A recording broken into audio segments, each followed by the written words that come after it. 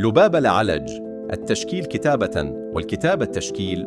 تحتل لبابة لعلج مكانة متميزة ضمن التجارب الإبداعية النسائية المغربية التي نجحت في تشييد مشروع فني وفكري يجمع بين التشكيل والأدب ويؤسس لحوار دائم بين اللغة البصرية واللغة اللفظية. كرست الفنانة المنحدرة من مدينة فاس تجربة تتجاوز الحدود التقليدية بين الفنون وترسخ تصوراً للإبداع بوصفه وحدة معرفية وجمالية تتكامل فيها الصورة والكلمة لخدمة رؤية إنسانية وروحية شاملة عبر منشوراتها ومعارضها التشكيلية الفردية والجماعية داخل المغرب وخارجه.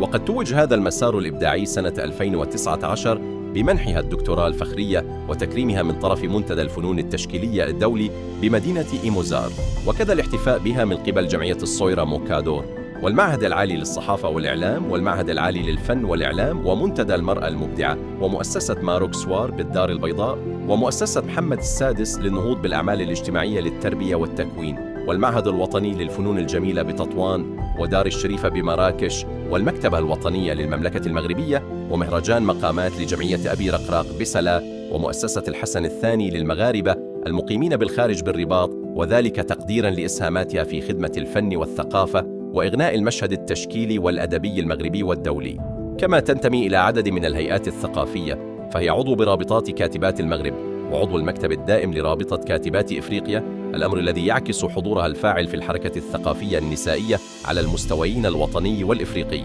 حظيت تجربتها الفنية باهتمام نقدي ملحوظ، حيث صدرت حول منجزها التشكيلي عدة دراسات وكتب توثيقية، ويمتد مشروع لبابة لعلج إلى مجال التأليف، حيث أنجزت سلسلة واسعة من الكتب التي تجمع بين الكتابة واللوحة، أعمال تعكس استمرار مشروعها المعرفي المنشغل بعلاقة الفنون ببعضها البعض ضمن رؤية تؤمن بوحدة التجربة الإبداعية بكل قضاياها الوجودية والإنسانية.